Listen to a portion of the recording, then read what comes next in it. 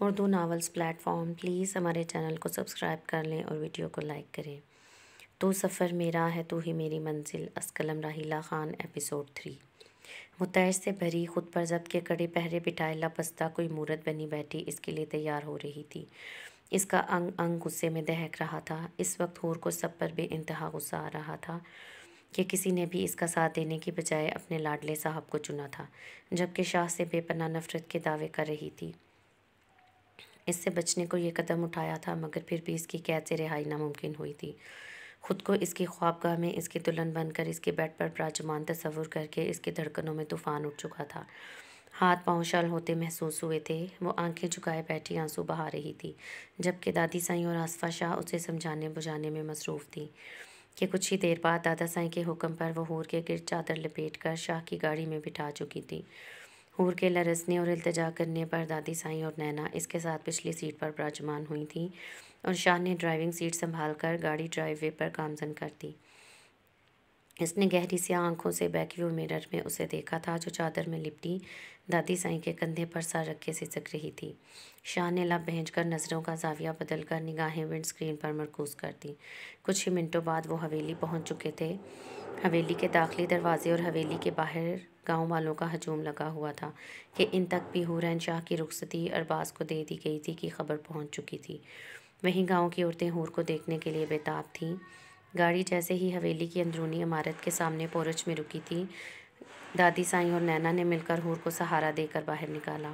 تب تک ارباز عالم شاہ بھی ان کی جانب آ گیا تھا کہ دادی سائیں نے حور کا ٹھنڈا لرزتا ہاتھ شاہ کے ہاتھ میں تھما دیا تھا، جسے وہ مضبوطی سے تھام کر حور کے کپکپاتے وجود کو سہارا دے چکا تھا۔ شاہ کے ہاتھ میں اپنا ہاتھ قید دیکھ کر وہ بھنا اٹھی تھی۔ غصہ حد سے تجاوز ہوا تھا کہ جب بھی اس نے تنفر کے عالم میں جھٹکے سے اپنا ہاتھ کھینچا تھا، پر اس کی مضبوط انگلیوں کی گرفت سے چھڑوا نہ پائی تھی۔ 2-3 بار زور آزمائی کرنے کے بعد وہ لب پھینچ کر رہ گئی۔ خفت و شرم کے باعث چہرہ کندھاری ہوا تھا، جبکہ شاہ زیر لب مسکرا کر اس کے گداز موم کی طرح نرم ہاتھ پر گرفت مضبوط کر گیا تھا کہ اس کے ہلکے سے دباؤ میں حور کے لیے واضح پیغام تھا کہ اب وہ چاہ کر بھی اس سے جدا نہیں ہو سکتی تھی، کیونکہ وہ کسی حال میں قطعاً اس کا ہاتھ چھوڑنے کا روادار نہیں تھا۔ اس کے ہلکے سے دباؤ نے حور کے وجود میں سرد برق رفتار لہر سی بھر دی تھی کہ اس کا پورا اندام کپکپا اٹھا تھا۔ کہیں یوں نہ ہو تیرے ہاتھ میں ہوا سے مل کر بھڑک اٹھوں، ابھی کھیل مت میری راکھ سے، میں سلگ رہا ہوں بجھا نہیں۔ اس کے ہاتھوں کی گرمی اس کے نازک ٹھنڈے ہاتھ میں منتقل ہوتی اس میں حرارت پیدا کر گئی تھی کہ پل میں اس کا ٹھنڈا وجود آگ کی مانند دہک اٹھا تھا اور چہرہ بھاپ چھوڑنے لگا تھا، جبکہ دل وحشت زدہ سا ہوا تھا۔ وہ خود میں سمٹتی اس سے فاصلہ قائم کر گئی تھی، جبکہ شاہ اس کے ہاتھ کی نازک انگلیوں میں اپنی انگلیاں الجھا کر اندر کی جانب بڑھا۔ عمارت کے بڑے سے دروازے پر حویلی کے تمام مکین دائیں بائیں جمع تھے۔ حویلی میں ان کا پرتپاک استقبال کیا گیا تھا۔ دادی سائیں نے دونوں کی نظر اتار کر ان کے سر پر سے نوٹوں کی گٹیاں وار کر ملازمین میں تقسیم کی تھیں اور پھولوں کی برسات میں وہ ایک دوسرے کے ہمراہ اندر بڑھے تھے۔ اس دوران سب خاموش رہے تھے کہ حور کسی سے کلام کرنا تو دور دیکھنا بھی گوارا نہیں کر رہی تھی، البتہ وقفے وقفے سے آنسوؤں کی برسات جاری تھی۔ اس کو بپھرا دیکھ کر کسی نے بھی چھیڑنا مناسب نہیں سمجھا تھا کہ وہ جانتے تھے یہی اس کے لیے بہتر فیصلہ تھا، ورنہ وہ خود کو مزید نقصان پہنچا سکتی تھی اور کوئی بھی اب اس کو یہ حماقت نہیں کرنے دینا چاہتا تھا۔ خاموشی میں چند ضروری رسموں کے بعد دادی سائیں نے اشارہ کیا تھا کہ عظمیٰ ریحانہ، فرحانہ، نتاشا کچھ ہی دیر میں وہ روتی ہوئی حور کو ارباز کے کمرے میں لے گئی تھیں۔ بس بیٹا ایسے نہیں روتے نا، آصفہ اور عثمان بھائی کتنا پریشان ہو رہے ہیں آپ کو ایسے روتا دیکھ کر۔ عظمیٰ نے اسے تسلی دی تھی۔ تائی جان مجھے اس کے کمرے میں نہیں جانا، پلیز مجھے میرے کمرے میں جانے دیں۔ حور نہایت دکھ سے چور آواز میں بولی تھی کہ بے ساختہ عثمان نے اسے خود میں بھیجا تھا۔ میری جان، رخصتی ہو گئی ہے نا آپ کی، اب سے آپ شاہ کے کمرے میں ہی رہیں گی، اس کی بیوی ہیں آپ، سمجھ رہی ہیں نا، اب آپ شاہ سے علیحدہ ہو کر نہیں رہ سکتی کیونکہ ہم نے آپ کو شاہ کے ساتھ رخصت کیا ہے۔ عظمیٰ شاہ نے ڈھکے چھپے انداز میں اسے نازک رشتے سے آگاہ کرنا چاہا۔ تو مت کرے نا رخصت، کیوں کر رہے ہیں یہ ظلم، مجھے نہیں رہنا اس کے ساتھ۔ وہ جلا اٹھی تھی کہ کوئی بھی اس کی بات ماننا تو دور سننا بھی گوارا نہیں کر رہا تھا، اور اس سب کے زمرے میں اسے شاہ سے مزید رغبت ہو رہی تھی۔ بیٹیوں کو ایک نہ ایک دن رخصت کرنا پڑتا ہے جان، اور آپ شاہ کے نکاح میں تھیں، ہم نہ بھی رخصتی دیتے تو وہ آپ پر ہر طرح کا حق رکھتا ہے، اور جو آپ نے کیا ہے اس کے بعد تو ہم بھی شاہ کو روک نہیں سکتے تھے۔ نتاشا اسے سمجھاتے ہوئے بولیں اور اس کے سر پر لب رکھ کر وہ اسے لیے شاہ کے کمرے تک آئیں۔ حور نے بہتی آنکھوں سے اپنے کمرے کی جانب جاتی راہداری کو دیکھا تھا۔ اس کا دل کر رہا تھا وہ بھاگ کر اپنے کمرے میں بند ہو جائے، پر اب ایسا ممکن نہیں تھا۔ نہ ہی وہ سب بڑوں کو ناراض کر سکتی تھی اور نہ ہی اپنے باپ کا جھکا سر دیکھ سکتی تھی۔ تبھی خون کے آنسو پیتی وہ آنکھیں بند کیے اس کے کمرے میں داخل ہو چکی تھی۔ کمرے میں قدم رکھتے ہی گلاب کے پھولوں کی بھینی بھینی خوشبو ناک کے نتنوں سے ٹکرائی تھی۔ اس کا دل گویا اچھل کر حلق میں آیا تھا۔ آج کتنے سالوں بعد وہ اس کے کمرے میں آئی تھی۔ آخری بار جب وہ اپنی مہندی کی رات اس کے کمرے میں آئی تھی، تب اس کے وہم و گمان میں بھی نہ تھا کہ وہ کچھ عرصے بعد اس کی دلہن بن کر اس کے نام جملہ حقوق لکھوا کر اس کی بیوی بن کر اس کمرے میں آئے گی۔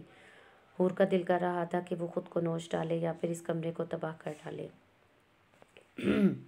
اس نے آنکھیں کھول کر گھونگھٹ سے ہی سرسری سی نظر کمرے پر ڈالی تھی، پر کمرے کی سجاوٹ دیکھ کر اس کو اپنا آپ خالی ہوتا محسوس ہوا تھا۔ وجود گویا ریزہ ریزہ ہو گیا تھا۔ وہ چاہ کر بھی اسے روک نہیں پائی تھی اور اس کی آمد پر اس کے کمرے میں اس کی دلہن بن کر کھڑی تھی۔ عظمیٰ شاہ نے اسے احتیاط سے پھولوں کی سیج پر بٹھایا تھا۔ بیٹا، اب آپ شاہ کی بیوی ہیں، اس کی ملکیت ہے۔ ہم سے زیادہ حق شاہ کا ہے۔ وہ آپ کا شوہر ہے اور شوہر کے حقوق ادا کرنا بیوی پر فرض ہے۔ اسی طرح بیوی کے حقوق ادا کرنا بھی شوہر پر فرض ہے۔ شاہ سے لڑائی جھگڑا ناراضگی جو بھی ہے اسے ختم کر لو۔ یہ آپ کے درمیان گہرے اور پیچیدہ رشتے کی شروعات ہے۔ سب کچھ بھول کر اپنے نئے سفر کا آغاز کرو۔ ہمیں امید ہے کہ ہماری بیٹی ہمیں شرمندہ نہیں کرے گی۔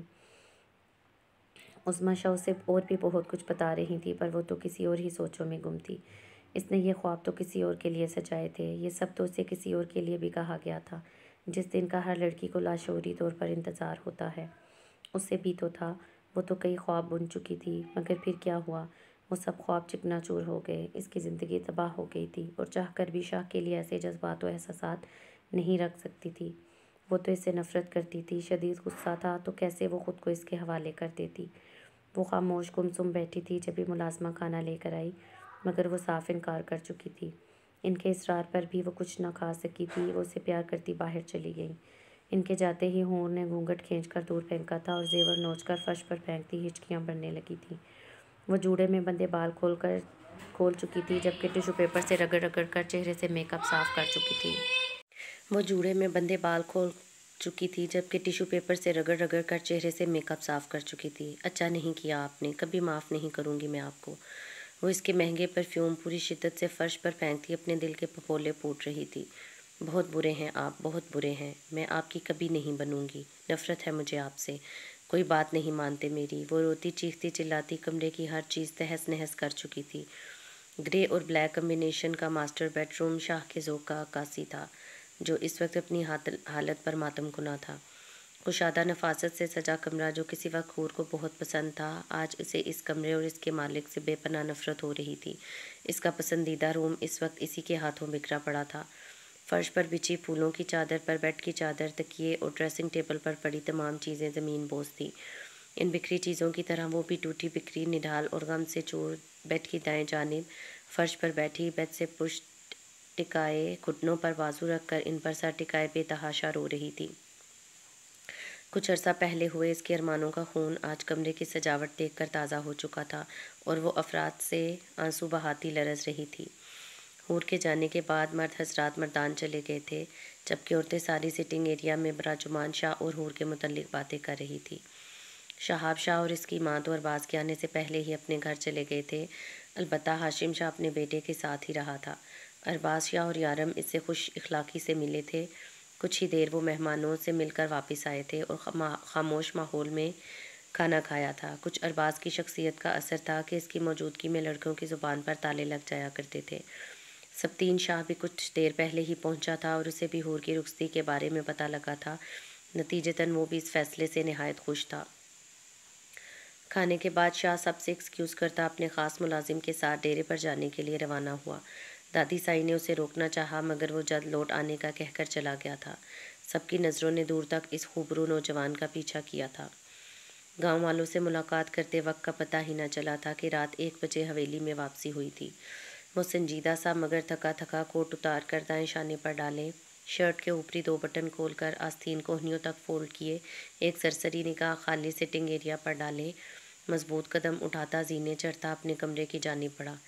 یکدم سے ایک خوشگوار احساس سے آنکھوں میں چمک ابھری تھی، جبکہ لبوں پر ہلکی سی مسکراہٹ چھپ دکھلا کر غائب ہوئی تھی۔ وہ جانتا تھا کہ اس وقت وہ زخمی شیرنی اس کے کمرے کو نہایت اچھی طرح اپنی موجودگی کا احساس دلا چکی ہوگی۔ کمرے کی حالت یوں تھی جیسے طوفان آ کر گزر گیا ہو۔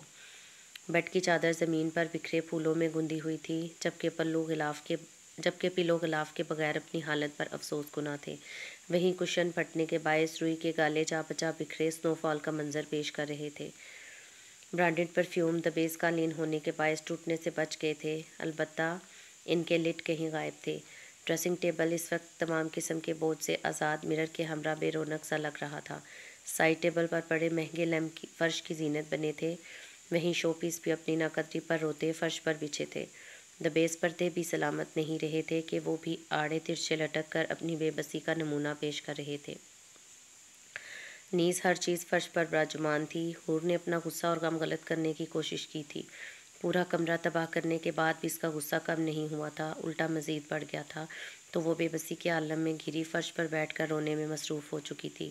کچھ شاہ کی قربت کا ڈر تھا اور کچھ اس کے آنے پر غصہ تھا کہ وہ ڈر اور غصے کی ملی جلی کیفیت میں مبتلا تھی۔ اس نے کمرے میں قدم رکھ دروازہ لاک کیا اور پیاسی نگاہیں اپنی رگے جاں کو دیکھنے کے لیے دوڑائیں، اور جب شاہ کی نگاہ بیڈ کی بائیں سمت اٹھیں تو ان چیزوں کے ساتھ وہ بھی زمین پر براجمان گھٹنوں پر سر رکھ کے بیٹھی نظر آئی تھی۔ اس کے گھنے سلکی بال پشت پر بکھرے لہرا کر اس کے پہلو سے ہوتے زمین پر بکھرے پھولوں کو چھو رہے تھے، جبکہ وہ بغیر حس و حرکت سرخ لہنگے میں بیڈ سے ٹیک لگائے ہوئے تھی۔ شاہ کو اندازہ لگانا مشکل ہوا کہ وہ نیند میں تھی یا پھر جاگ رہی تھی، مگر اس کا بازو ہلکا سا ڈھلکا دیکھ اسے یقین ہو گیا تھا کہ وہ روتی روتی سو گئی تھی۔ اس کو اس حالت میں بے آرام سوتا دیکھ کر شاہ کا دل جیسے مٹھی میں بھرا تھا۔ وہ صورت سے کوٹ صوفے پر پھینکتا اس کی جانب بڑھا تھا۔ شاہ اس کے برابر ایک گھٹنا فرش پر ٹیکے دوسرا فولڈ کر کے اس کے قریب براجمان ہوا۔ حور اس کے بالوں پر نرمی سے ہاتھ سہلاتے اس نے وجود و روح پر قابض ہونے والی فسوں اثرات مرتب کر دینے والی گمبھیر سرگوشی میں اپنی عزیز ہستی کو پکارا تھا۔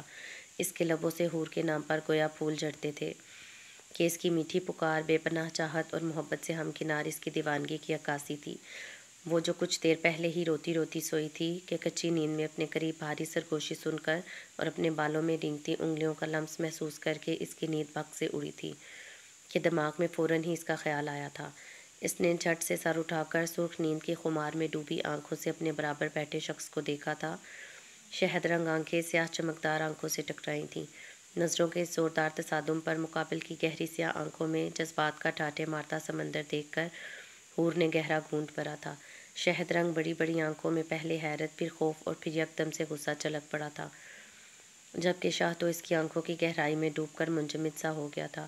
اس کا دل اس خوبصورت نظارے کو دیکھ کر سست ہوا تھا اور پھر پوری رفتار سے دھک دھک کرتا پسلیوں سے سر پٹکنے لگا تھا۔ بڑی بڑی شہد رنگ آنکھیں مڑی ہوئی گھنی مسکان کی جھالر سے مزین، ان میں کچی نیند سے جاگنے کے باعث سرخ ڈورے اس کے حسن میں چار چاند لگا رہے تھے۔ دودھیا برف کی مانند سفید رنگت میں شدید رونے کے باعث سرخیاں گھلی تھیں، جبکہ چھوٹی سی کھڑی مغرور ناک غصے کے باعث سرخ ہو چکی تھی۔ بھرے بھرے رخسار اس کی خوبصورتی میں اضافہ کر رہے تھے اور شنگرفی لب سختی سے آپس میں پیوست، میٹھے میٹھے سے میک اپ میں وہ بڑی بڑی گہری شہد رنگ آنکھوں میں غصہ و نفرت اور بے بسی لیے اسے گھورتی بے پناہ پیاری لگ رہی تھی۔ شاہ نے اتنا حسن آج تک کہیں نہیں دیکھا تھا جتنی حسین اس کے کمرے میں بیٹھی اس کی بیوی تھی، جو اسے تسخیر کر گئی تھی۔ اس کے مقابل میں بہت سی پرکشش لڑکیاں آتی، تب بھی وہ حور سے زیادہ خوبصورت نہیں ہو سکتی تھی۔ حور اپنے نام کی طرح حور تھی، جسے اللہ نے وافر حسن سے نوازا تھا۔ بقول شاعر، کوئی اتنا پیارا کیسے ہو سکتا ہے، پھر سارے کا سارا کیسے ہو سکتا ہے۔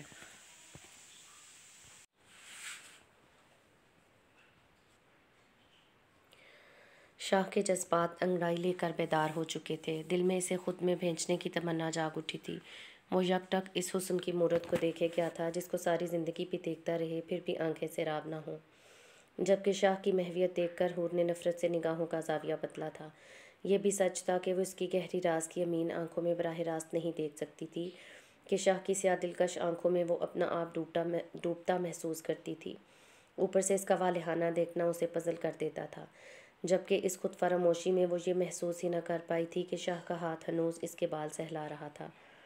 یہاں کیوں بیٹھی ہیں؟ اس کی خوبصورت مدھم آواز گونجی تھی کہ جب بھی وہ سکتے سے باہر آتی، اس کے ہاتھ کو اپنے بالوں میں سرکتا محسوس کر کے اس کے ہاتھ کو جھٹک کر صورت سے اٹھ کر دور جا کھڑی تھی۔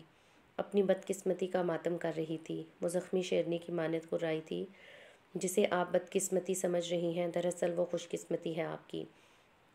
شاہ نے اپنی جگہ سے اٹھ کر پرسکون ٹھہرے ہوئے لہجے میں جواب دیا اور اس کی جانب قدم بڑھائے جو بلڈ ریڈ لہنگے میں دوپٹے سے بے نیاز گل بدن سراپا حور قیامت بنی بکھری بکھری سی مقابل کے اندر آگ بھڑکا گئی تھی۔ خبردار میرے پاس آئے تو میں جان لے لوں گی آپ کی۔ اس کو اپنی طرف قدم اٹھاتے دیکھ وہ سر بفلک ہوئی تھی۔ جان تو لے چکی ہیں آپ، اب صرف اذیت دیں گی مجھے اور خود۔ شاہ نے متفکر لہجے میں کہا تھا کہ اس کا تن من سلگ اٹھا تھا۔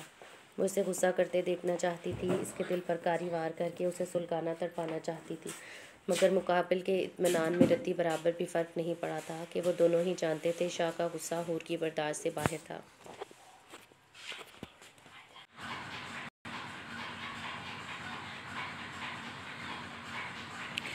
لیکن وہ پھر بھی ضد پر اڑی ہوئی تھی۔ حالانکہ سالوں پہلے اس کا خطرناک غصہ دیکھ کر وہ اس سے وحشت زدہ سی 3 دن تک سامنے آنا تو دور، کمرے سے باہر بھی نہیں نکلی تھی، اور آج تو وہ اس کی دسترس میں اس کے کمرے میں شریک دار تھی تو کیسے برداشت کر پاتی؟ اور نہ وہ کوئی بچہ تھا کہ اس کے بھڑکانے پر آپے سے باہر ہو جاتا۔ وہ 32 سالہ بھرپور کڑیل جوان مرد، ہر طرح کے جذبات و احساسات پر کنٹرول رکھنے والا، معاملے کو مفاہمت سے نمٹانے والا تھا، اور یہاں بات تو پھر اس کی جان کی تھی جسے وہ آنکھوں میں بسائے دل میں چھپائے ہوئے تھا۔ پور اس کی محبت میں ڈوبا شخص دیوانگی کی انتہاؤں کو پہنچا ہوا تھا۔ اگر حور اس کے دل میں اپنے لیے مقام و مرتبہ اور دیوانگی سے واقف ہو جاتی تو خود کو دنیا کی خوش قسمت سمجھتی۔ جس کے پیچھے ایک دنیا دیوانی تھی وہ اس کی محبت میں جوگی تھا۔ خود کو دوں گی، بار بار دوں گی اذیت، یہاں تک کہ خودکشی سے بھی دریغ نہیں کروں گی۔ آپ کا مجھ سے کوئی واسطہ نہیں، سمجھے آپ؟ وہ بھنچکا ہو کر تڑخ اٹھی تھی کہ شدید غصے میں وہ اپنی حالت پر بھی غور نہ کر پائی تھی کہ خود سے بے پرواہ قیامت خیز سراپے کی مالک شاہ کا سخت امتحان لے رہی تھی۔ اگر ایک بار خود پر غور کرتی تو ممکن تھا کہ وہ اس کی نظروں کا ارتکاب سمجھ کر بے ہوش ہو چکی تھی۔ کمی تو کوئی نہیں چھوڑی، وہ تو میری قسمت اچھی ہے یا آپ کے نصیب۔ مجھے گلہ صرف آپ کا خود کو نقصان پہنچانے سے ہے۔ مجھے جیسے مرضی تکلیف دے، مگر آج کے بعد اگر خود کو ذرا سی بھی ذک پہنچائی تو ارباز عالم شاہ کا بھیانک روپ دیکھیں گی، وہ وحشتیں سہیں گی جن سے آپ انجان ہیں۔ مجھے انتہاؤں تک پہنچنے پر مجبور مت کریں، ورنہ اس رشتے کے ساتھ یہاں سب راکھ ہو جائے گا۔ میں سب کچھ برباد کر دوں گا، ایسی تباہی مچے گی جس کی بھرپائی ناممکن ہوگی۔ میں آپ پر خراج تک آنا برداشت نہیں کر سکتا۔ آپ کا خود کو نقصان پہنچانا مجھے وحشی بننے پر مجبور کر دے گا کہ اب آپ کا اٹھایا ایسا کوئی بھی قدم قیامت لانے کے مترادف ہوگا۔ باقی رہی بات واسطے کی تو آپ کے تمام واسطے مجھ سے وابستہ ہیں۔ یہ بات جتنی جلدی ذہن نشین کریں گی اتنا ہی اچھا ہوگا۔ وہ اس کی خودکشی والی بات پر بمشکل خود پر ضبط کیے تنبیہ سخت برفیلے لہجے میں گویا ہوا تھا۔ وہ بااثر شخصیت کا حامل خوبصورت مرد جس کے حکم کے تابع ایک دنیا تھی، وہ 25 سالہ لڑکی کے حکم کے تابع اس سے 2 قدم کے فاصلے پر کھڑا تھا۔